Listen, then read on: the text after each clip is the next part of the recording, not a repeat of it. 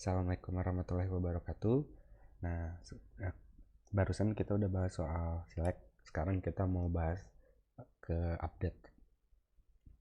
Oke, bedanya itu kayak gini. Kalau misalkan insert, dia bakalan masukin data kosong gitu. Jadi tanpa harus ada data yang eksis sebelumnya. Kalau update itu perlu ada data yang eksis sebelumnya. Nah, karena kita udah ada untuk daftar record-record yang udah kita insert sebelumnya, ini kita bisa lanjut ke select atau delete. Di tutorial kali ini kita mau lanjut ke update. Nah, flow-nya itu seperti ini. Ketika kita tap iPhone 12 Pro Max misalnya, kita tap di sini, ini bakalan terisi ya, atau namanya prefill gitu. Nah, setelah prefill, ID yang ada di record ini juga akan tersimpan di belakang. Untuk apa? Nah, itu untuk keperluan nanti update gitu. Jadi datanya nanti dilempar lagi pas update. Oke, itu goalsnya. Tapi karena kalau untuk image ini kita belum ada, kita bisa ignore dulu. Terus kita juga bisa, ini karena dia formnya namanya tambah item, ketika update harus kita berubah jadi update item. Nah, ini itu goalsnya. Pertama-tama ini kita bisa langsung aja di sini. Ini sebelumnya udah saya set. Kalau misalkan di tab, dia bakalan masuk ke item form page dengan argumen item yang sekarang berubah jadi item model, atau kemarin pas select udah berubah jadi item model. Nah, pas kita tab di sini, ini masuk ke item form page. Cuman masalahnya itu kita belum masukin pointing nama item, harga, quantity-nya itu belum kita pointing ke masing-masing ini. Nah, caranya adalah karena di sini udah kita bisa dapat argumennya dari modal root of context. Kita cari setting terus argumennya ini kita bisa print. Nah, ini karena ini kan ada seperti ini ya. Kita sekarang karena tadinya map string dynamic, kita ganti jadi map kita ganti dengan item model karena udah diganti. Nah, pas kita masuk ke sini harusnya udah ada instance of item model. Nah, sekarang kita binding ke masing-masing controllernya. Di sini ada name controller, text, arguments sama dengan name, arguments detik name. Ini juga sama. Untuk price controller juga sama, kita bisa masukin price. Oke, ini integer, kita kasih string aja. Nama quality juga sama, quantity controllernya kita masukin quantity. Sini kita masukin to string. Oke. Jadi penjelasannya itu karena ini dijalanin sebelumnya di sini, ketika masuk ke form database form item dia bakalan init retrieve argument. Setelah retrieve argument dia bakalan nge-post argumennya ini diambil dari modal root. Habis gitu kalau ada argumennya dia bakalan di filter. Kalau argumennya itu bentuknya item model, dia bakalan masukin ke controller name, controller price, controller quantity gitu. Kita coba langsung. Nah, ini udah langsung prefill. Selanjutnya adalah kita mau ngeset item model ini ke global variable. Jadi kita simpen di atas. Ini bisa kita gini, item model. Nah, ini kita kasih await supaya menunggu retrieve argumen dulu. Ini sama ini juga. Oke, ini kita bisa ignore dulu untuk create item dan lain sebagainya. Nah, ini kita bisa kasih seperti ini, item model sama dengan argumen. Jadi argumennya kita simpan, terus kita set state supaya state-nya tersimpan semuanya. Pas kita masuk, nah ini udah ada. Selanjutnya adalah item model ini bisa kita gunakan seperti ini. Kalau misalkan item modelnya tidak sama dengan null atau item modelnya berisi, itu kita gunakan text update, kalau enggak tambah gitu ya. Coba kita coba nih. Nah ini ada kan, tapi kalau kita pakai ini tambah. Nah ini kita bisa implementasi hal yang sama untuk app barnya juga. Ini tambah item. Nah contohnya menarik juga nih. Atau bisa kita jadikan satu variabel di atas sih, cuman kita seperti ini aja lah. Ini kita hapus. Nah tambah item, update item. Oke ini hapus, ini juga dikasih ini. Oke ini jadi pas kita tap jadi update item karena ada itemnya. Kalau di sini tambah item, nah itu bedanya. Jadi udah bisa dibedain gitu dari pas pertama masuk form juga. Selanjutnya di item data source kita perlu tambah satu method lagi, yaitu future boolean update. Di sini item model async. Nah seperti ini. Di sini saya mau coba bikin ini ya, mau bikin ininya dump dulu gitu. Jadi kita nggak perlu nggak perlu ada kondisi-kondisi tertentu dulu. Jadi ini semuanya harus diisi untuk diupdate gitu. Nah, value-nya ini bisa kita model to JSON. Bentar kita coba cek value-nya ini. Oke, value-nya ini model to JSON.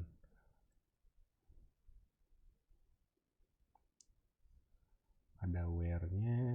Oke, ini sementara saya set seperti ini dulu. Selanjutnya kita tambahin di sini future void update item. Masukin konteksnya synchronous database bukan database, item data source update.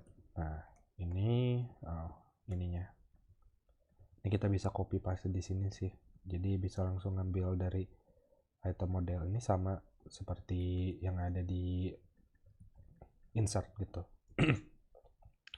Ini juga sama, misalkan kita mau pakai metode yang sama dengan yang di insert juga kita nggak apa-apa, karena sebenarnya sama aja actionnya, cuman nanti mungkin ini tergantung teman-teman, kalau update-nya selesai dia bakalan dilempar ke belakang atau gimana.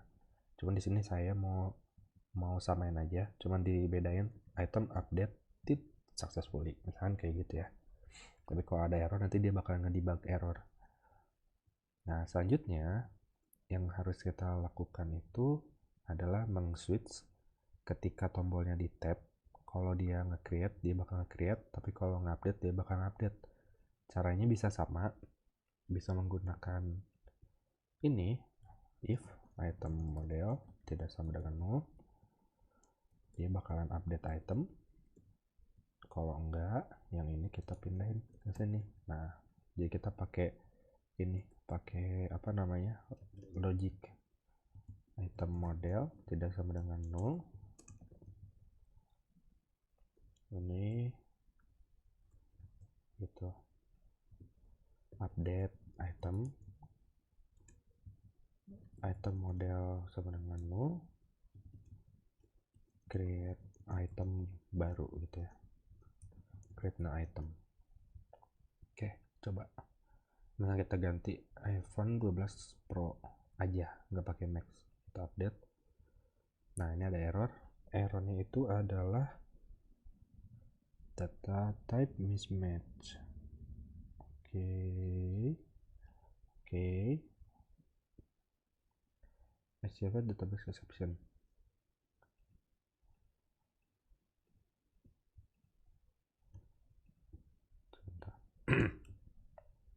Set ID sama dengan 0, name sama dengan oke, ini value nya ternyata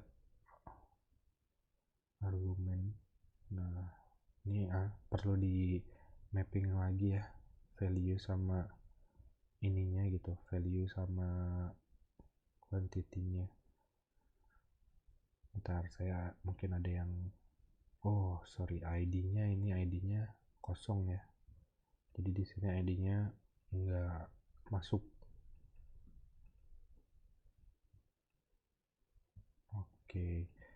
Oke. Nah, ini kita bisa tambah kalau gitu. Ini ID-nya kita tambah di sini. ID sama dengan item model ID. Nah, seperti itu ya. Kita ini dulu. Kita resolve dulu errornya. Kita hapus. Kita tutup yang tadi. Kita update. Coba update. Di sini ada constraint fail. Ini nggak bisa, ternyata ini nggak boleh dimasukin ke situ. Nah, kalau kayak gini, ini kita nggak bisa pakai helper yang ada di SQFlat, karena harus ngupdate semuanya gitu ya, dan itu constraint jatuhnya. Nah, mau nggak mau kita harus pakai values where config algorithm.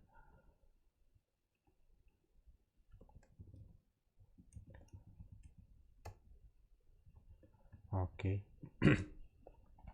Nah, ini karena dia model 2JSON-nya dia bakalan nge-map jadi ID, name, price, quality ini mau nggak mau harus full gitu. Nah, yang bisa kita lakuin, kita bongkar jadi seperti ini.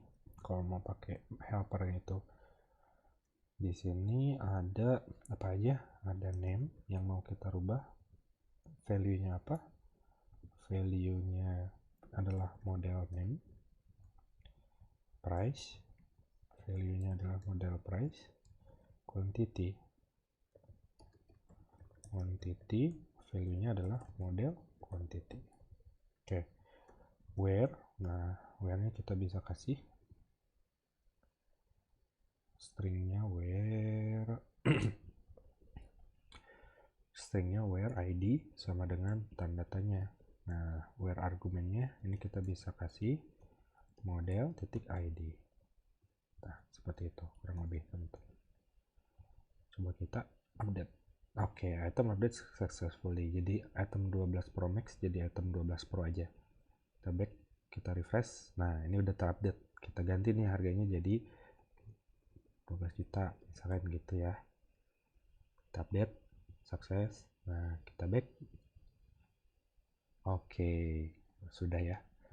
Nah, selanjutnya adalah gimana sih caranya kalau kita kesini terus kita back, update, terus kita back ke halaman selanjutnya.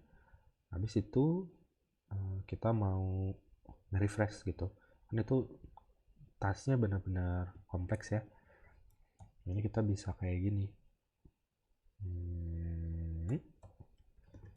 Nah, atau enggak kita bisa langsung navigator pop di sini. Pop. Nah, resultnya apa? Misalkan resultnya true gitu, karena dia sukses gitu. Sorry, di sini resultnya true karena dia sukses. Kalau dia true, nah sekarang di item page-nya seperti ini. Ketika dia masuk nge-tap ke sini, ini kan navigator post name. Nah, terus ketika dia back, ini dia bakal nge-return result yang tadi.